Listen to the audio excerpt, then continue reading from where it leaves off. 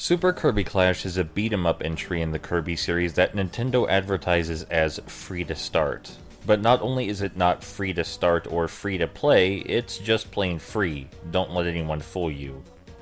So the core idea behind Super Kirby Clash is basically that it's a Kirby boss fight simulator, but with a few extra nuances. What separates Super Kirby Clash from just being a weird boss fight simulator is that it's also an action RPG. There are 4 classes to choose from, each based on actual copy abilities from the core Kirby series. What class you choose fundamentally alters the way you experience the game and how the battles flow, as one might expect. For example, I mained the Hammerlord class, which meant that I moved rather slowly. I had to look for deliberate openings in the enemy's attack pattern, and I had to use my invincibility frames to their maximum potential. You gain invincibility frames from doing a sideways spin and a downward spin as the Hammerlord. This is important to remember, especially during higher level fights, though you'd be surprised how many people playing online never figured out the invincibility frames. So the Hammerlord is the big damage dealer, with the trade-off that, of course, he moves slowly and requires time to use his most powerful attacks. The Sword Master, the all-around character, can get in quick attacks but doesn't quite pack the punch as the other melee character, the Hammerlord. And then there's the Beam Mage, who is the most versatile character, being able to keep a distance and is useful at any level, because the Beam Mage can slow down time, and that's never going to go out of style. The last class is Dr. Healmore, which, well, I would hope their name is self-explanatory, but while they're not quite mandatory, you're probably going to want at least one at all times, for obvious reasons. The RPG mechanics don't just stop at choosing classes, and you can level up and also buy new gear. The new gear you buy has some obvious effects and some not so obvious. For the Hammerlord, obviously, buying new gear lets you deal more damage and charge your hammer flip faster, but for Dr. Healmore, buying new flasks lets you heal more. Which is, in the name anyway, so. Leveling up is a bit more complicated than buying gear, because even though you do level up from fighting enemies and gaining experience, there are level caps that need to be removed as you progress through the game. You remove these level caps by completing heroic missions, basically achievements, and in addition to raising the level cap when you complete a certain amount, heroic missions also give you more currency, a lot more currency. The trade-off, of course, is that heroic missions are often incredibly difficult to complete compared to normal fighting. And that's one of the many ways in which Super Kirby Clash encourages online play. There is no getting around the fact that Super Kirby Clash, being an action RPG centered around boss battles and unlocking new boss battles via currency and leveling up, is a very grind-heavy game. And grinding online is made significantly easier. Not only can you grind with players of any level, but you get a 1.3 times experience multiplier when playing any level online. It doesn't matter what level you are, what level your friends are, or what level you choose, someone's going to benefit. Whether you're getting new heroic missions unlocked so you get more currency and raise your level cap, whether you're just plain leveling up. It's very hard to have an online match where you accomplish nothing unless you deliberately go out of your way to choose a quest where you will accomplish nothing. The only situation an online quest might be futile is if someone's connection drops, which, that's gonna happen sometimes. Now that we've discussed how the RPG mechanics work, let's talk about the structure of the fights themselves. The way the fights are structured in this game, I think, is kind of genius, personally. It would be very, very easy to exhaust the player if all they did was whack the enemies until the enemies fell over. So the enemies have multiple phases to them. There's the first phase where you simply whack at them until they fall over, get back up, and this time become furious.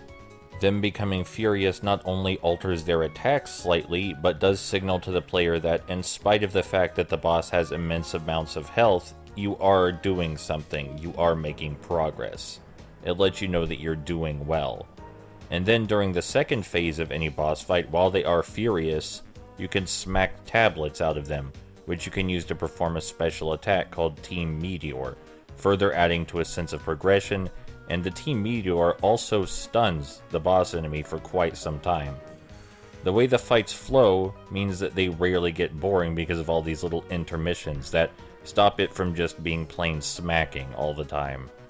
There are around 33 different boss characters to fight, but all of them have different variations with different attack patterns and looks, and you get the idea. Even though there are only 33 enemies, there's a lot more than that practically.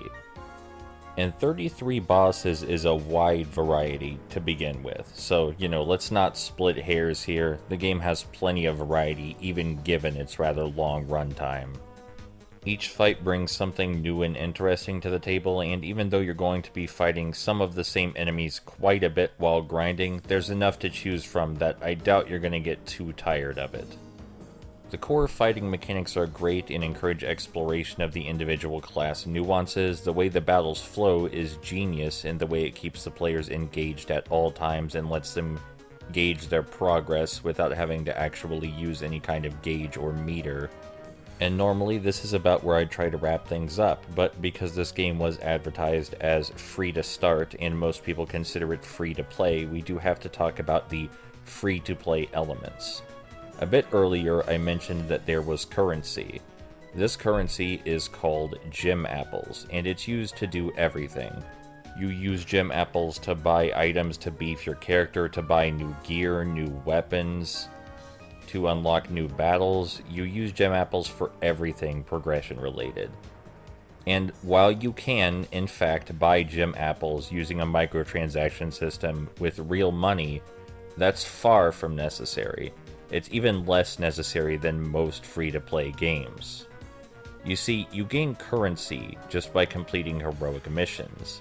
And if you play online, completing heroic missions will happen naturally as you grind.